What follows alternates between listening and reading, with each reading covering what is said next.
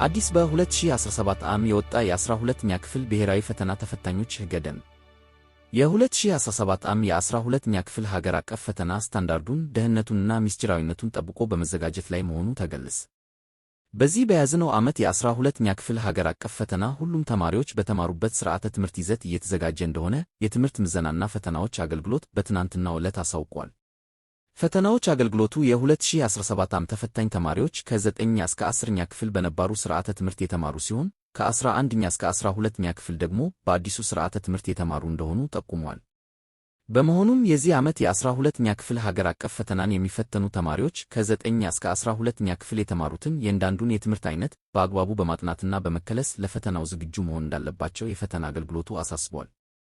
በ2015 ዓ.ም በመላ ሀገሪቱ በናሙናነት በተመረጡ ትምህርት ቤቶች የሥርዓተ ትምህርት የሙከራ ትግበራ ላይ የተሳተፉ ትምህርት ቤቶች ላይ የነበሩ ተማሪዎች 10ኛ ክፍልን በአዲሱ ሥርዓተ ትምህርት የተማሩ ናቸው እንደሆኑ ገልጸዋል።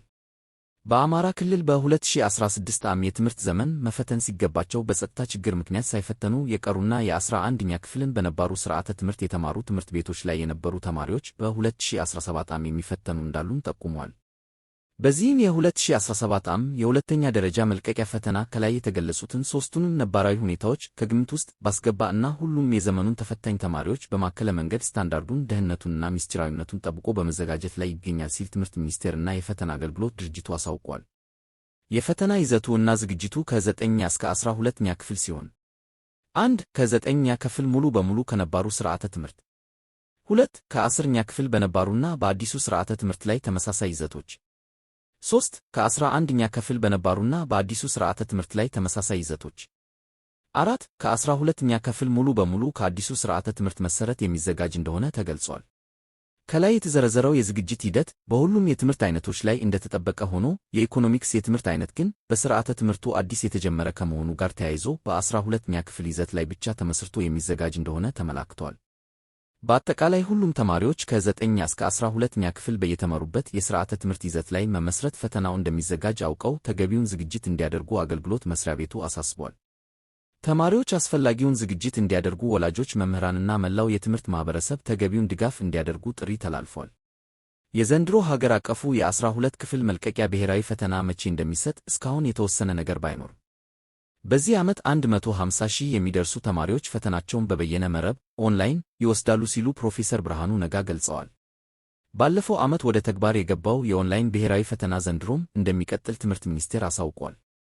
የትምህርት ሚኒስትሩ ፕሮፌሰር ብርሃኑ ነጋ በዚህ ዓመት 150,000 የሚደርሱ የ12ኛ ክፍል ተማሪዎች ፈተናቸውን በበየነ መረብ እንዲወስዱ ቅድመ ዝግጅት እየተደረገ መሆኑን አሳውቀዋል። ከዚህ ባለፈ በመድረኩ ሁሉም ኢትዮጵያዊ ጥራት ያለው ትምህርት በማግኘት ረገድ እኩል ዕድል እንዲኖረው በድሃና ሀብታም መካከል ያለውን ልዩነት የሚያጠብ ሥራ መሥራት አለብን ብለዋል። በመቀጠልም ይችን ሀገር መለወጥ የሚቻለው የትምህርት ሥርዓቱን መቀየር ሲቻል ነው ሲሉም ገልጸዋል። በመንግሥት ትምህርት ቤቶች የተሻለ የመማር ማስተማር እንዲኖር ማድረግ ላይ መሥራት እንደሚገባና በትምህርት ለትውልድ የትምህርት ቤቶች መሠረተ ልማት ማሻሻል የተጀመረው ንቅናቄ ግለቱን ጠብቆ እንዲሄድ ማድረግ ይገባል ብለዋል።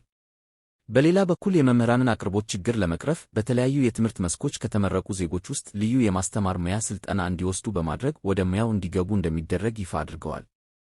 በሌላ በኩል በአዲስ አበባ ከተማ አስተዳደር ስንመለከት ደግሞ በ2017 የትምህርት ዘመን ከ50,000 በላይ ተማሪዎች የ12ኛ ክፍል መልቀቂያ ፈተናን ለመውሰድ የተመዘገቡ መሆኑ ተገለጸ።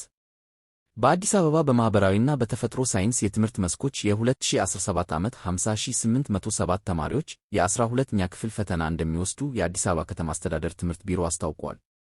በ2017 የትምህርት ዘመን የ12ኛ ክፍል መልቀቂያ ፈተናን በከተማ አስተዳደሩ በበይነ መረብ ኦንላይን በውጤታማነት ለመስጠት በሚያስችል ሥራ እየተሠራ መሆኑን የቢሮው ምክትል ቢሮ ኃላፊ አቶ ሳምሶን መለሰ ተናግረዋል።